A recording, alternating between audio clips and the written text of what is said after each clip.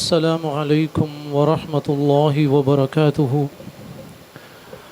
أعوذ بالله من الشيطان الرجيم. بسم الله الرحمن الرحيم. الحمد لله الذي خلقنا ورزقنا وأنعمنا على نعم ظاهرا وباطنا.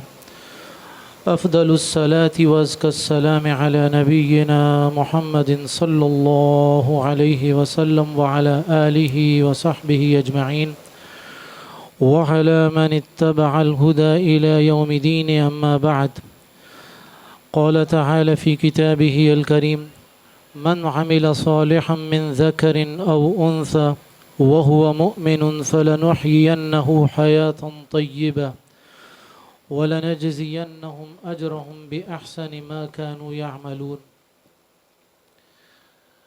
تمام تر کبریائی، بڑائی، اچھے کلمات خالق کائنات کے لیے، مالک کائنات کے لیے، رازق کائنات کے لیے، جس کے بغیر نہ تو آج تک کسی کی بنی اور نہ ہی قیامت تک بن سکے گی۔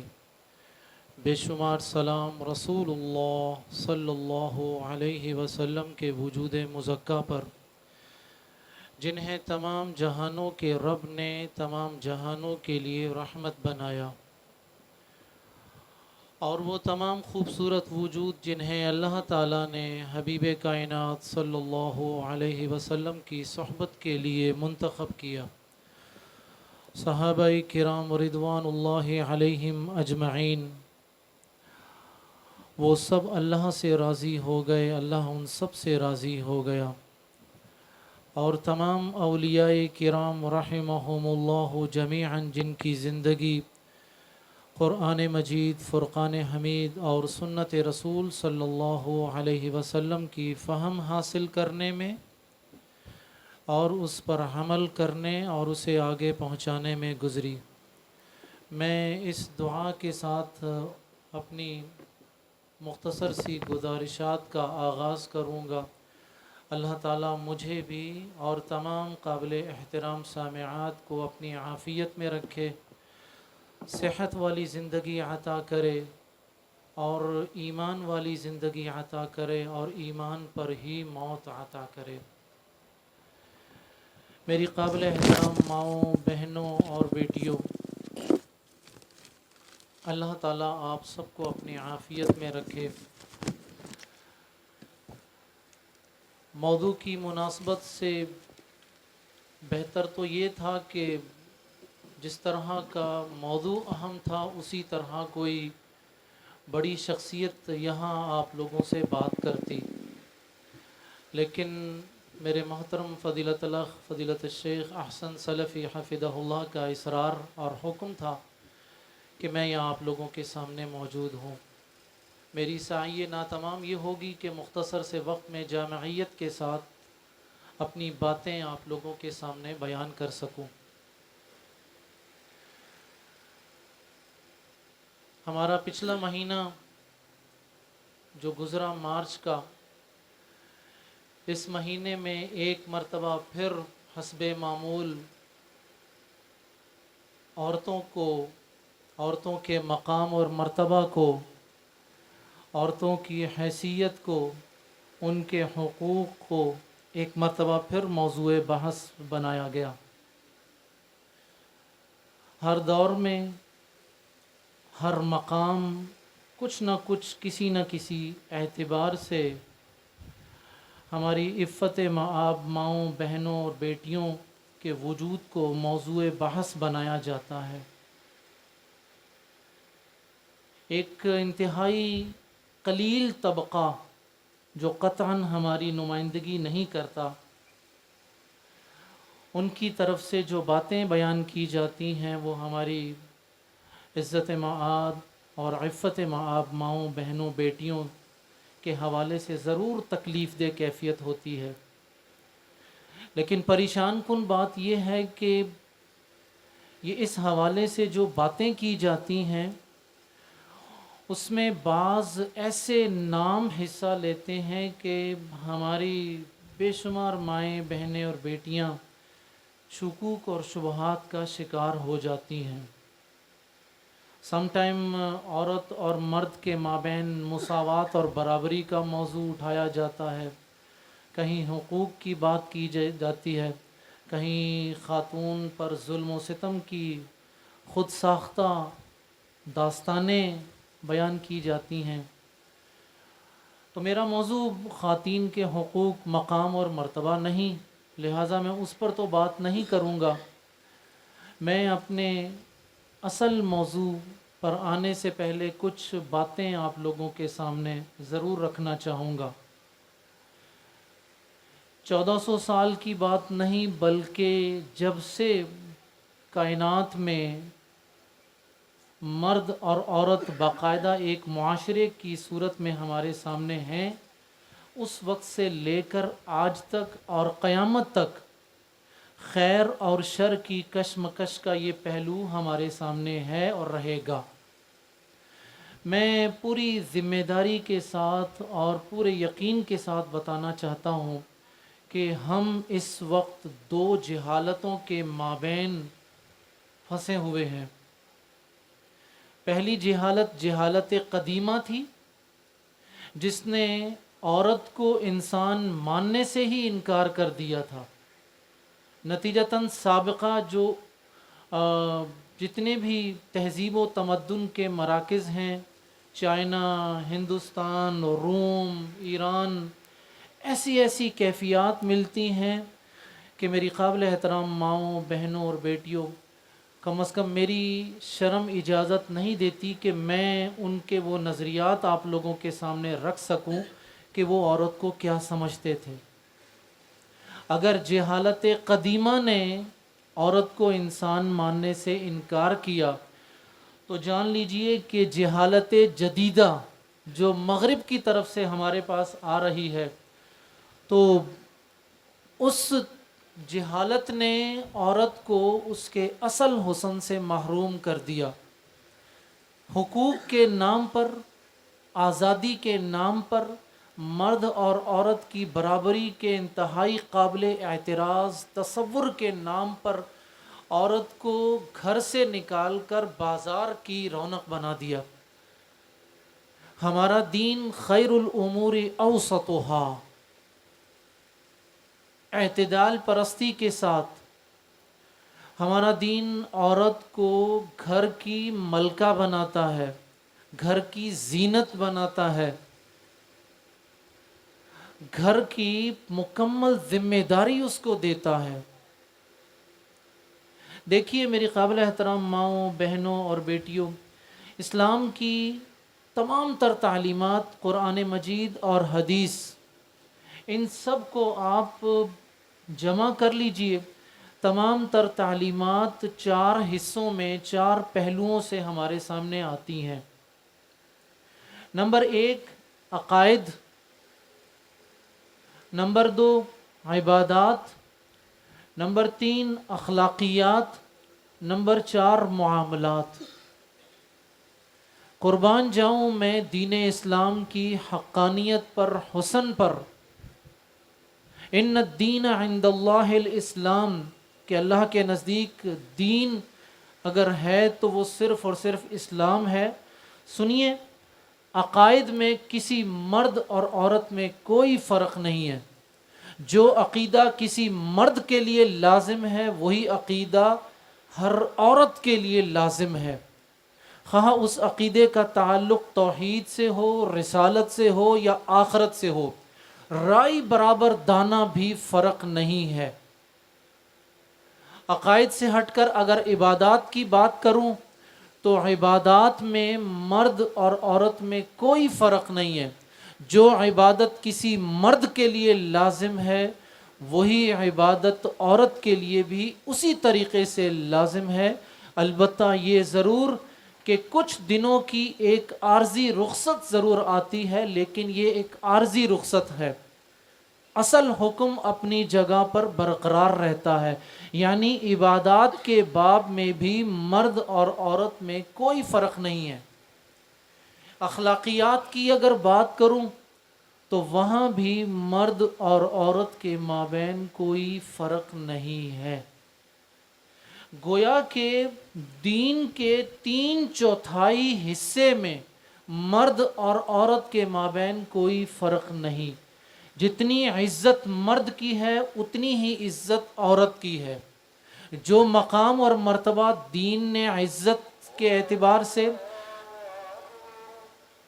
مرتبہ، شرافت، کرامت جو دین اسلام نے مرد کو دی وہی عورت کو بھی دی. لہٰذا میری قابل احترام سامعات، عافاکن اللہ من کل بلاء و شر و مکروہ، یہ مغالطہ اپنے ذہن سے دور کر لیجئے اور آگے بھی کوشش کیجئے کہ مرد اور عورت کے درمیان میں اتنی زبردست مساوات اور خوبصورتی کے ساتھ برابری دنیا کا کوئی دین نہیں دے سکا. البتہ چوتھا جو پہلو ہے معاملات کا، تو معاملات میں اللہ تعالیٰ نے مرد اور عورت دونوں کی جسمانی ساخت اور خلقت کو مد نظر رکھتے ہوئے ان کی ڈیوٹیز میں فرق کر دیا. بھائی یہ آپ کی ڈیوٹیز ہیں، یہ آپ کی رسپانسبلٹیز ہیں، یہ آپ کی لائبلٹیز ہیں. ٹھیک ہے، جو کام مرد کر سکتا ہے وہ عورت نہیں کر سکتی، اور جو کام عورت کے کرنے کے ہیں وہ مرد نہیں کر سکتا. یہ معاملات والا پہلو جو ہے یہ ہمارا آج کا موضوع ہے. دیکھیے میں آپ کو اسی حوالے سے کچھ 1-2 مثالیں دینا چاہوں گا، اور یہ دونوں 1-2 مثالیں جو ہیں یہ ہماری غلط فہمیوں کا ازالہ بھی کریں گی. نمبر 1، عمومی طور پر ہم سنتے ہیں کہ شرم و حیا عورت کا زیور ہے. یہ بات اور یہ جملہ ہم اپنے علماء سے بھی سنتے ہیں اور خاص متدین قسم کے لوگوں سے بھی جملہ سنتے ہیں. مجھے اس جملے میں تو کوئی اعتراض نہیں، جملہ تو ٹھیک ہے یہ، لیکن یہ جملہ ادھورا اور ناقص ہے. قرآن نے یہ کانسیپٹ ہمیں نہیں دیا، ادھورا. قرآن سورۃ النور میں ہمیں بتاتا ہے قُل لِّلْمُؤْمِنِينَ يَغُضُّوا مِنْ أَبْصَارِهِمْ وَيَحْفَظُوا فُرُوجَهُمْ. ایمان والو اپنی نگاہیں نیچی کرو اور اپنی شرمگاہوں کی حفاظت کرو. خطاب جو ہے وہ مردوں کے ساتھ کیا جا رہا ہے. گویا کہ شرم و حیا کی جتنی ضرورت کسی عورت کو ہے اس سے کہیں زیادہ مرد کو ہے. یہ آپ لوگوں نے اپنی معلمات سے، اپنی اساتذات سے یہ سنا ہوگا تفسیر قرآن کے اصول پڑھتے وقت کہ قرآن مجید کے بعض مقامات میں موضوعات کی تقدیم اور تاخیر جو ہوتی ہے وہ اس کی اہمیت کے حوالے سے ہوتی ہے، اس میں تاکید کے پہلو پائے جاتے ہیں. تو سورۃ النور کی اس آیت میں پہلے مردوں سے کہا گیا اپنی نگاہیں نیچی کرو اور اپنی شرمگاہوں کی حفاظت کرو. پھر اس کے بعد کہا قُل لِّلْمُؤْمِنَاتِ يَغْضُضْنَ مِنْ أَبْصَارِهِنَّ وَيَحْفَظْنَ فُرُوجَهُنَّ. ٹھیک ہے، تو شرم و حیا دونوں کے لیے ہے. اب مجھے بتائیے کہ کیا یہ مساوات اور برابری کا جو کانسیپٹ مغرب ہمیں دے رہا ہے وہ زیادہ بہتر ہے یا دین اسلام جو کانسیپٹ دے رہا ہے وہ زیادہ بہتر اور خوبصورت ہے؟ ایک اور مثال لے لیجئے، اور یہ غلط فہمی بھی ہمارے دیندار حلقے میں بہت زیادہ پائی جاتی ہے. جب ہم اپنی بہنوں اور بیٹیوں کے لیے رشتے کی تلاش کرتے ہیں تو اس میں ہمارا کرائیٹیریا کچھ اور ہوتا ہے، اور جب ہم کسی اپنے بھائی بیٹے کے لیے رشتہ تلاش کرتے ہیں اس وقت ہمارا کرائیٹیریا کچھ اور ہوتا ہے.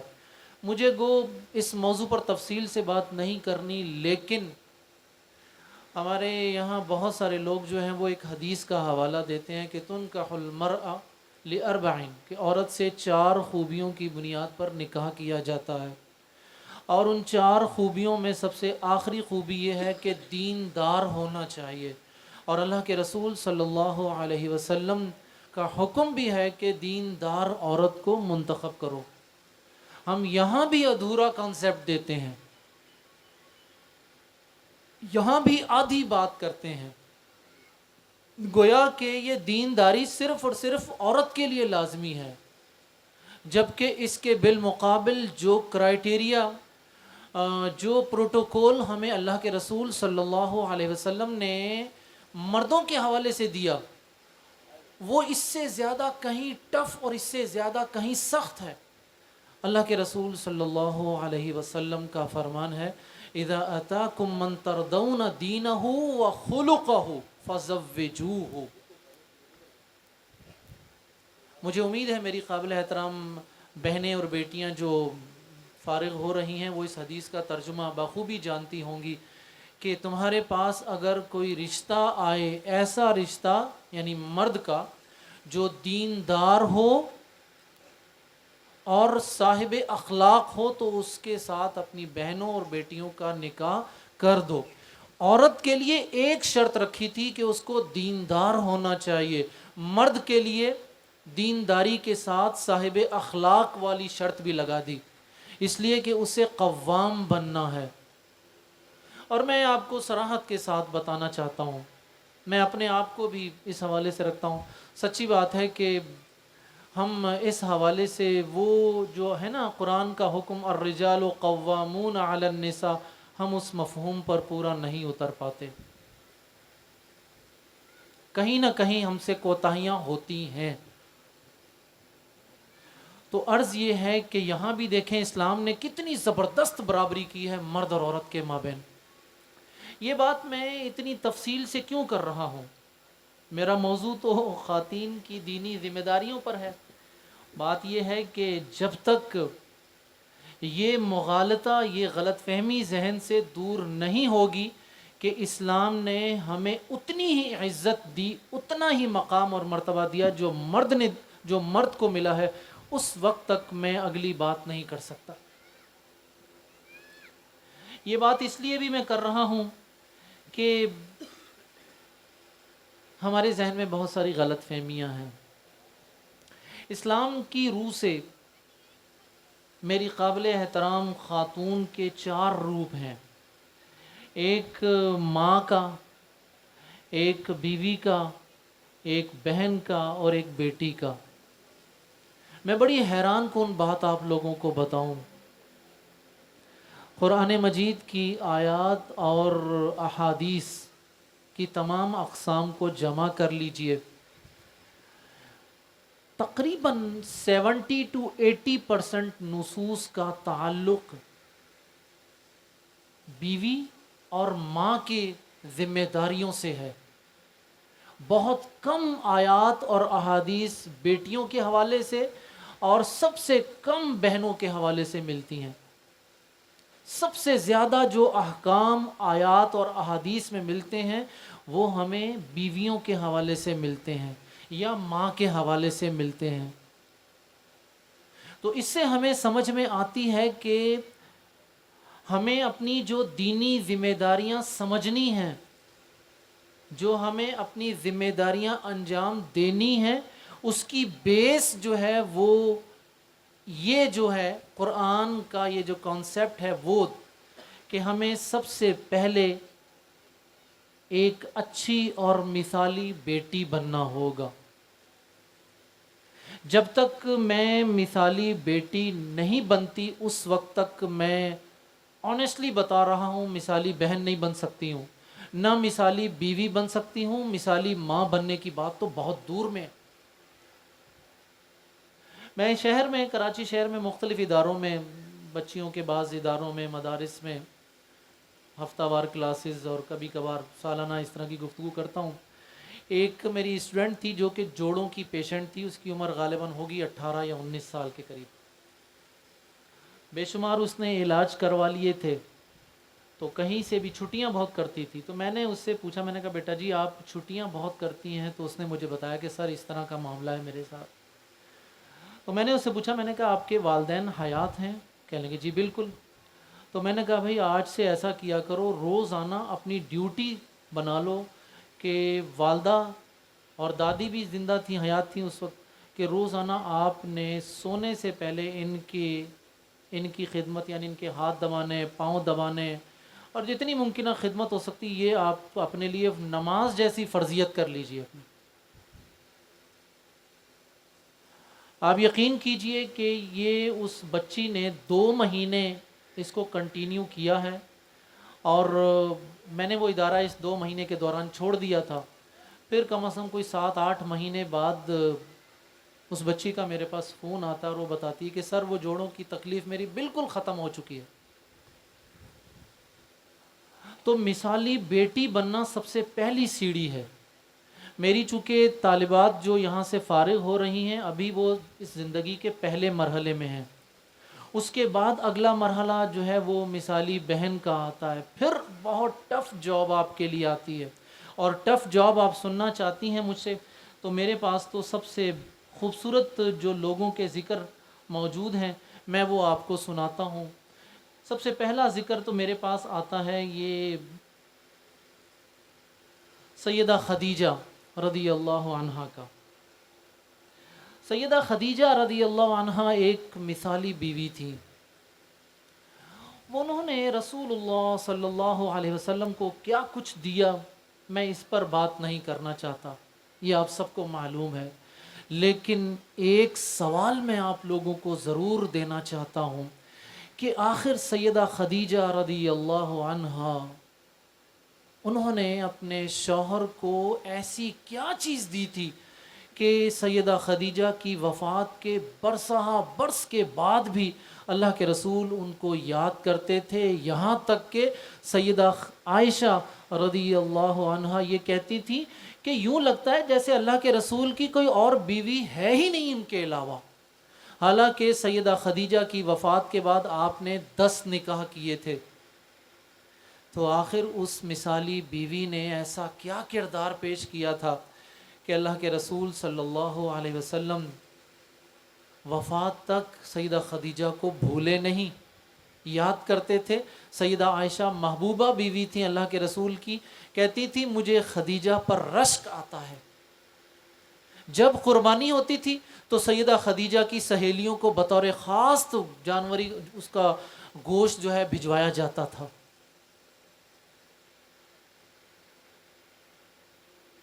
ٹھیک ہے، یہ ایک ہمارے لیے کوشچن مارک ہے۔ میں اپنی ماؤں سے، بہنوں سے، بیٹیوں سے یہ عرض کرنا چاہوں گا کہ سیدہ خدیجہ کی سیرت پڑھیے۔ میں پوری ذمہ داری کے ساتھ آپ لوگوں کو ایک بات بتانا چاہتا ہوں، عالم اسباب میں رسول اللہ صلی اللہ علیہ وسلم کا جتنا ساتھ سیدہ خدیجہ نے دیا تھا ابتدائی 10 سالوں میں کوئی نہیں دے سکا۔ 10 سال کی کامیابیوں میں بہت بڑا رول تھا سیدہ خدیجہ کا۔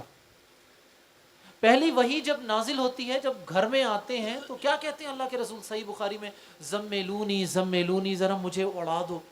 تو کیا کہتی ہیں یہ مثالی بیوی؟ واللہ میں تقریباً پچھلے 17-18 سال سے تلاش کر رہا ہوں، مجھے آج تک کسی بیوی کا اپنے شوہر کے لیے ایسا خراج تحسین نہیں مل سکا، واللہ العظیم، کہ جو خراج تحسین سیدہ خدیجہ نے اللہ کے رسول صلی اللہ علیہ وسلم اپنے شوہر کو پیش کیا تھا۔ صحیح بخاری کے وہ کلمات آپ کے سامنے موجود ہیں۔ میں نے ایک ہی جگہ اسی طرح خواتین کے ایک پروگرام میں یہ بات کی کہ جی آپ سب کو خدیجہ بننا چاہیے، تو ایک خاتون نے ایک رکا لکھ کر بھیجا کہ شیخ صاحب ہم خدیجہ بننے کے لیے تیار ہیں، آپ ہمارے شوہروں کو کہیے کہ محمد جیسے بنیں۔ تو بات تو ٹھیک ہے ان کی، لیکن میں یہ بات جانتا ہوں خاتون خانہ جتنی ذمہ داریاں خاتون کے سر پر ہیں اتنی ذمہ داریاں مرد کے سر پر نہیں ہوتی۔ میں آج صبح جمع کر رہا تھا عظیم خواتین کے نام، میں آپ کے سامنے تھوڑی دیر بعد رکھوں گا۔ اس سے پہلے میں آپ کو ایک اور مثالی بیوی کا قصہ سنا دوں۔ یہ مسند احمد میں حدیث ہے، یہ میں آپ کے سامنے بالکل اس کا متن تو نہیں پڑھوں گا وقت کی کمی کے پیش نظر، آپ کے سامنے میں اس کا ترجمہ رکھوں گا۔ سیدنا انس رضی اللہ عنہ بیان کرتے ہیں کہ ابو طلحہ رضی اللہ عنہ کا ایک بیٹا بیمار تھا، وہ فوت ہو گیا۔ جس وقت فوت ہوتا ہے اس وقت سیدنا ابو طلحہ اس وقت گھر میں موجود نہیں ہوتے، بلکہ ان کی بیوی سلیم رضی اللہ عنہ وہ تنہا تھی۔ سیدہ سلیم رضی اللہ عنہ اپنے گھر والوں سے کہتی ہیں کہ جب ابو طلحہ آئیں تو تم میں سے کوئی بھی ان کو ان کے بیٹے کی موت کی اطلاع نہ دے۔ ابو طلحہ رضی اللہ عنہ واپس آتے ہیں، سلیم ان کے سامنے رات کا کھانا لاتی ہیں، وہ کھانا کھاتے ہیں، پانی پیتے ہیں، اور پھر سلیم ابو طلحہ کے لیے بطور خاص تیار ہوتی ہیں، اور پھر ابو طلحہ ان کے ساتھ رات گزارتے ہیں۔ اور جب اس کے بعد پھر سلیم ان سے کہتی ہیں کہ ابو طلحہ ذرا سنیے گا یہ کلمات، یہ ہماری ماؤں بہنوں اور بیٹیوں کے لیے ایک رول ماڈل ورڈنگز ہیں۔ یہ کہا ابو طلحہ دیکھیں تو صحیح، فلاں لوگوں نے عاریتاً کوئی چیز لی، اس سے فائدہ اٹھاتے رہے، جب ان سے واپسی کا مطالبہ ہو تو کیا وہ انکار کر سکتے ہیں؟ انہوں نے کہا نہیں، کیونکہ بھائی جو چیز ادھار لی جائے، عاریتاً لی جائے، وہ تو واپس کرنی ہی کرنی ہے، وہ تو اصل مالک کو واپس لوٹائی جائے گی۔ سیدہ سلیم رضی اللہ عنہ کہتی ہیں کہ آپ کا بیٹا بھی اللہ تعالیٰ کی امانت تھی اور اللہ تعالیٰ نے اسے واپس لے لیا۔ مجھے بتائیے کہ سیدہ سلیم جیسی مثالیں ہمارے ارد گرد موجود نہیں ہیں؟ واللہ مجھے اپنے یاد آتے ہیں اپنے استاد محترم، اپنے روحانی والد شیخ محمد ظفر اللہ رحمہ اللہ، جب اپنے وہ 2 بیٹوں کے ساتھ، ایک خالہ کے ساتھ اور ایک بھانجے کے ساتھ رحیم یار خان کے پاس روڈ ایکسیڈنٹ میں جب ان کی ڈیتھ ہوئی تھی، تو میں آپ کو بتاؤں کہ شیخ محمد ظفر اللہ رحمہ اللہ کی جو اہلیہ تھیں، ان کا حوصلہ وہی تھا جو سیدہ سلیم والا تھا۔ جو خواتین تعزیت کے لیے آ رہی تھی نا، ان خواتین کو حوصلہ دینے والا کوئی اور نہیں تھا بلکہ شیخ محمد ظفر اللہ رحمہ اللہ کی اہلیہ تھی۔ کس کیفیت میں؟ محبوب شوہر کی ڈیڈ باڈی سامنے ہے، 2 چھوٹے بیٹے، ایک کی عمر 7 سال، ایک کی عمر 9 سال، اور خالہ جنہوں نے پالا تھا اور بھانجا، 5 میتیں سامنے ہوں، اور وہ عورت اپنے ہوش و حواس برقرار رکھ کر کہتی ہے کہ اللہ کی مرضی یہی تھی۔ میں سمجھتا ہوں کہ سیدہ خدیجہ اور سیدہ سلیم کی روحانی بیٹیاں آج بھی موجود ہیں، آج بھی میری مائیں، بہنیں اور بیٹیاں سیدہ خدیجہ اور سیدہ سلیم بن سکتی ہیں۔ یہاں میں آپ کو ایک اور چیز بھی بتاتا چلوں، اس بات کو اپنے ذہن میں رکھیے گا کہ جب آپ کی یہ کوشچن آپ سے ہو کہ واٹ از یور ریسپانسبلٹیز، آپ کی دین کے حوالے سے ذمہ داریاں کیا ہیں، تو میں آپ کو، میرے جاننے والے جانتے ہیں کہ میں قسمیں نہیں کھاتا ہوں، لیکن میں آپ لوگوں کو بتانے چاہتا ہوں، رب کعبہ کی قسم، اگر کوئی خاتون اچھی ماں نہیں ہے، اچھی بیوی نہیں ہے، وہ دین کی ذمہ داریاں نہیں پوری کر سکتی، وہ انصاف نہیں کر سکتی، دین کا یہ مزاج ہے ہی نہیں۔ دین کا مزاج کیا ہے؟ دین کا مزاج تبدیلی کے حوالے سے، اصلاح احوال کے حوالے سے اگر جاننا چاہتی ہیں تو میں آپ لوگوں کو بتانا چاہتا ہوں، قرآن نے کہا علیکم انفسکم یا ایھا الذین آمنوا، ایمان والو، علیکم انفسکم، لوگوں تم لوگوں پر تمہاری ذمہ داری ہے، لا یضرکم من ضل اذا اہتدیتم، تمہیں کوئی دنیا کی طاقت گمراہ نہیں کر سکے گی اگر تم سیدھے راہ پر رہے۔ تو سب سے پہلے تم اپنی فکر کرو، سب سے پہلے تم اپنے آپ کو سیدھے راستے پر لاؤ۔ یا ایھا الذین آمنوا قوا انفسکم واہلیکم نارا، ایمان والو سب سے پہلے اپنے آپ کو جہنم کی آگ سے بچاؤ، پھر اپنے گھر والوں کو جہنم کی آگ سے بچاؤ۔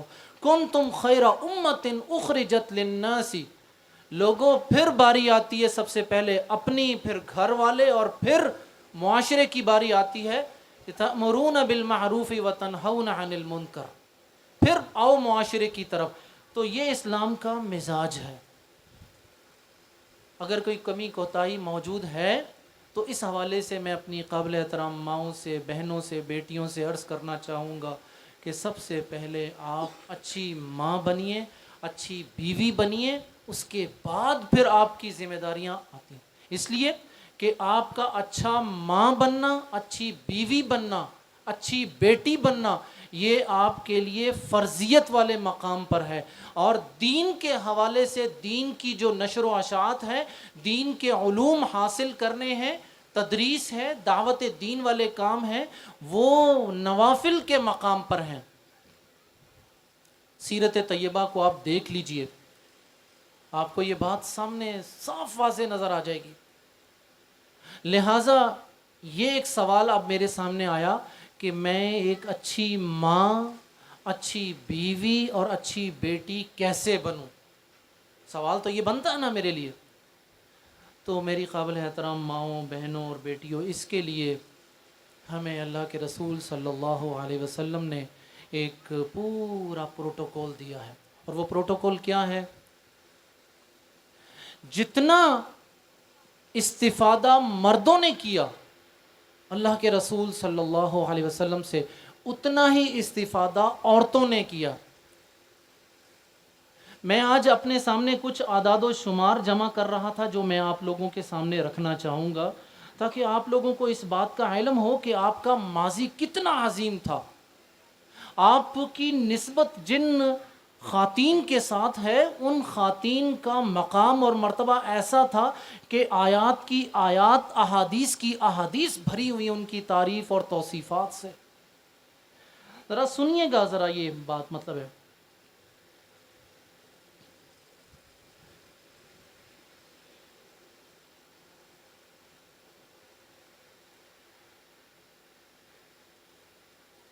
ہمارے سامنے سب سے پہلے آتی ہیں اللہ کے رسول صلی اللہ علیہ وسلم سے استفادہ کرنے والی بات.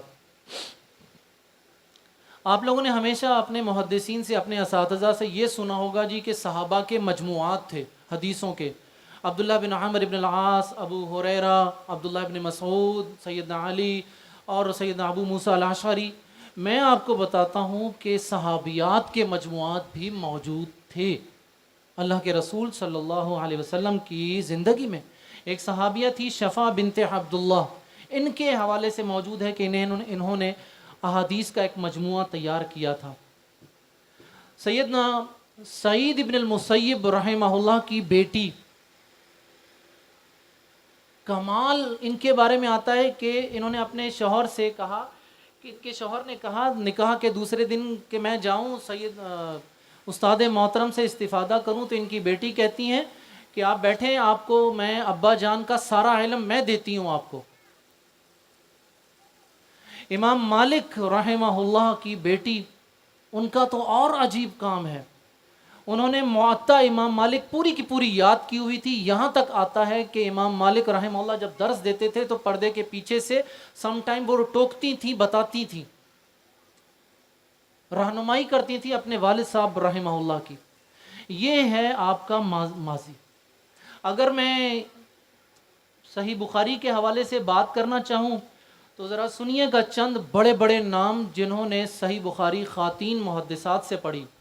حافظ مزی رحمہ اللہ، حافظ خطیب بغدادی رحمہ اللہ، حافظ ابن حجر الاسقلانی رحمہ اللہ، حافظ منذری رحمہ اللہ، حافظ ذہبی رحمہ اللہ، حافظ سبکی رحمہ اللہ. یہ میں نے صرف چند نام آپ کے سامنے رکھے ہیں.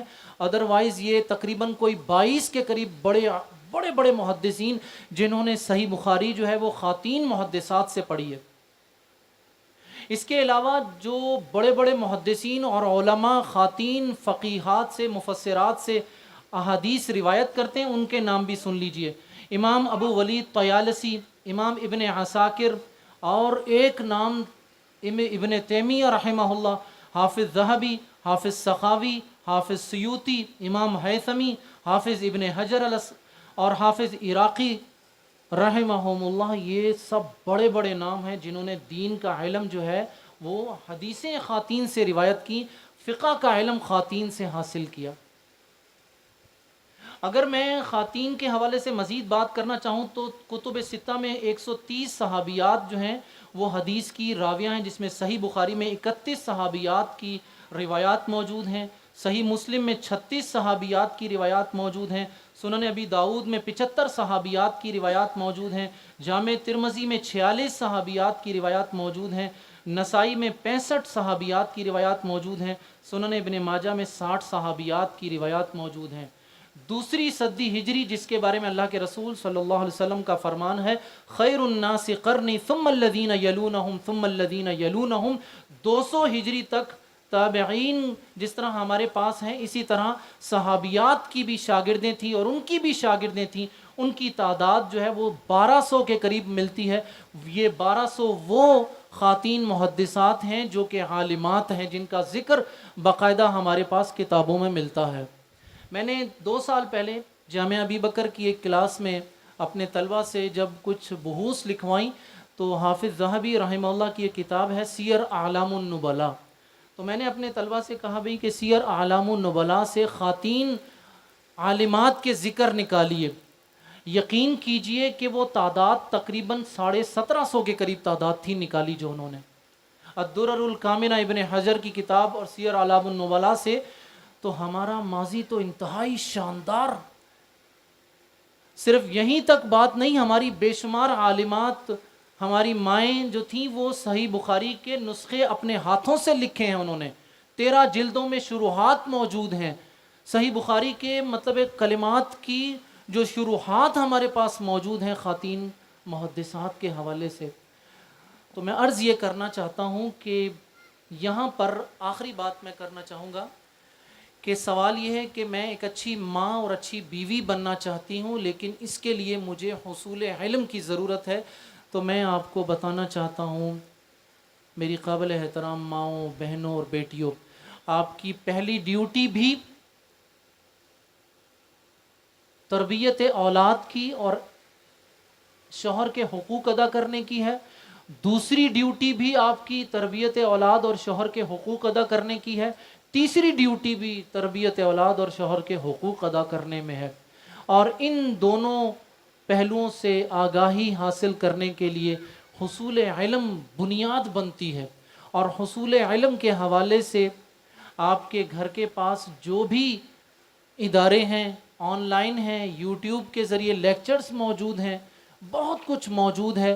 میں سمجھتا ہوں کہ اس وقت یہ کوئی ایکسکیوز نہیں دیا جا سکتا کہ کوئی خاتون کہے جی کہ میری ذمہ داری ہے میں جا نہیں سکتی، تو جی یوٹیوب پر جہاں ہم ڈرامے دیکھ سکتے ہیں، خبریں سن سکتے ہیں اور دیگر پروگرام دیکھ سکتے ہیں، تو کیا وہاں پر ہمارے علماء اور ہمارے بے شمار جو خوبصورت وجود کی تقاریر، تفاسیر اور حدیث کی شروحات موجود ہیں، کیا وہ نہیں سن سکتے ہم؟ کوئی ایکسکیوز ہمارے پاس موجود نہیں ہے۔ لیکن یہاں میں آپ کو یہ ضرور بتانا چاہوں گا کہ اگر آپ کے حصول علم کے حوالے سے مدرسے جانے میں، کسی تعلیمی ادارے جانے میں آپ کی بیسک ڈیوٹیز ڈسٹرب ہو رہی ہیں، تو آپ تھوڑا سا ضرور سوچئے، کمپرومائز کیجئے، تھوڑا سا ضرور ریوائز کیجئے، اس کو کسی طریقے سے اس طرح موڈیفائی کیجئے کہ آپ دین کا علم بھی حاصل کریں اور اپنی بیسک ڈیوٹیز کو بھی ادا کریں۔ اس لیے کہ وہ جو حدیث ہے طلب العلم فریضۃ علی کل مسلم، گو یہاں پر مسلمتن کے الفاظ نہیں ہیں، لیکن جس طریقے سے پورے قرآن میں نماز پڑھنا، زکوٰۃ دینا، روزہ رکھنا، یہ تمام کے تمام حکم مردوں کو دیے گئے عورتوں کے لیے بھی ہیں، اسی طرح علم کا حصول جو ہے وہ عورتوں کے لیے بھی لازم ہے۔ لیکن آپ یہ ذہن میں رکھ لیجئے کہ کون سا علم، سب سے پہلے تو یہ ذہن میں لائیے کہ کون سا علم آپ کو آپ کی ڈیوٹیز ادا کرنے میں مدد دے رہا ہے۔ ایک علم وہ ہے جو آپ کی بیسک ڈیوٹیز میں سے آ رہا ہے، اور وہ بیسک ڈیوٹیز ایک حدیث میں آتی ہیں جو میں آپ کے سامنے بیان کرتا ہوں۔ اللہ کے رسول صلی اللہ علیہ وسلم کا ارشاد ہے، سن لیجئے، اور اس میں ہمیں یہ صراحت کے ساتھ بتا دیا گیا کہ جی ایک عورت کی ڈیوٹی کیا ہو سکتی ہیں۔ عبد الرحمن بن عوف رضی اللہ عنہ کی حدیث سے فرماتے ہیں کہ جب عورت 5 وقت کی نماز پڑھ لے، ماہ رمضان کے روزے رکھ لے، اپنی شرمگاہ کی حفاظت کر لے، شوہر کی اطاعت کر لے، تو اس سے کہا جائے گا جنت میں اس کے جس دروازے سے داخل ہونا چاہے داخل ہو جا۔ تو یہ 4 نکاتی ایجنڈا جو ہے یہ آپ کے پاس موجود ہے، تمام خواتین کے پاس۔ سب سے پہلے اس کی طرف آئیے، پھر اس کے اسی حوالے سے علم کا حصول جو کچھ بھی ہے۔ ریاض الصالحین ایک بہت اچھی کتاب ہے، ریاض الصالحین کتاب آپ لوگوں کے پاس ہونی چاہیے۔